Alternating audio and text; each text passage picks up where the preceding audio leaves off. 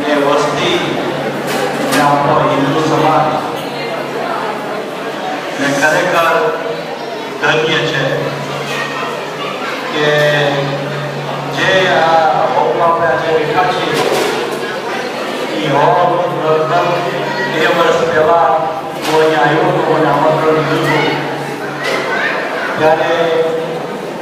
હજી તો પાયા નખાતા અને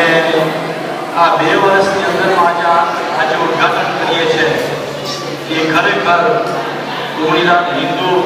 વિકાસ અને આપણા હિન્દુ સમાજના બધાને ખરેખર ધન્ય પાત્ર છે અને સૌથી મૂળ તો આપણા વિજયભાઈ અને વિજયભાઈની સાથે જે નિરક્ષરના માણસો કામ કરે છે એ બધાને ખૂબ ખૂબ ધન્ય અને ખાસ તો મારે એ કહેવું હતું કે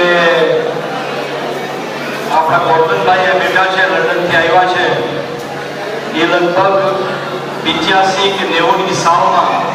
આ મકાન તેમનું હતું અને એ મકાન એમને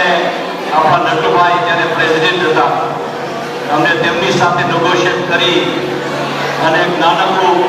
ફ્લેટ લીધો અને એની જગ્યામાં આટલી મોટી જમીન અને આ મકાન આપ્યું અને એ મકાન શેના માટે આપ્યું ખાસ કરીને એ મકાન એમને આપ્યું અહીંયા મંદિર કરવા માટે અને આજે જલારામ બાપાનું મંદિર છે શિવ ભગવાનનું મંદિર છે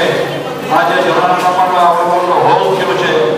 તો ગોરધનભાઈને પણ મારા આશીર્વાદ છે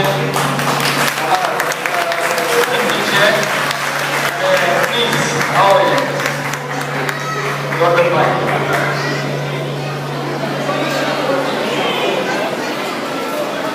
હું તો જ્યારે નટુભાઈ છું કારણ કે ત્યારે હું નટુભાઈ સાથે ત્યારે જમાનામાં તો મને લગભગ 18-19 વર્ષ હતા હું ગામનો સમય કરવા આવ્યો હતો અને મેં આ નેગોશિએશનમાં મેં જરાક ફોલો કર્યો છે મને જરાક અનુભવ છે અનુભવથી તો ગોરધનભાઈને ખાસ મારા અભિનંદન આશીર્વાદ ગોરધનભાઈના પરિવાર હંમેશા સુખી રાખે આપણા પરિવારને અને એમને આ ડોનેશન કર્યું છે આપણા સમાજને તો આજે આપણે બધા અહીંયા બેઠા છીએ અને આ લાભ લઈએ છીએ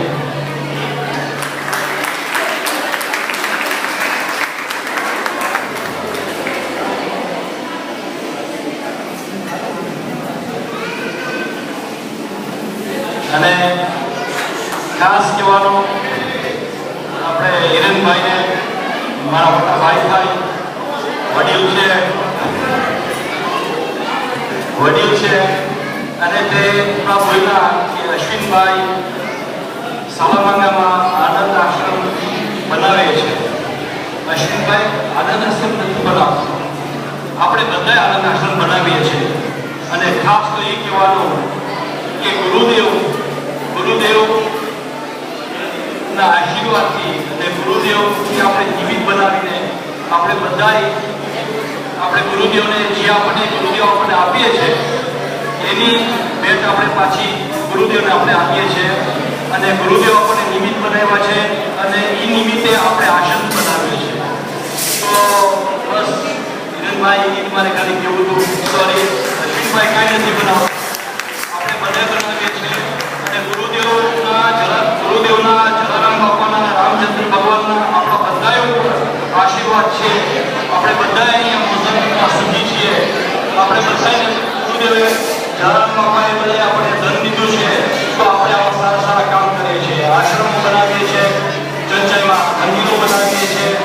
મસ્જિદમાં મંદિરો બનાવીએ છીએ તો બધાને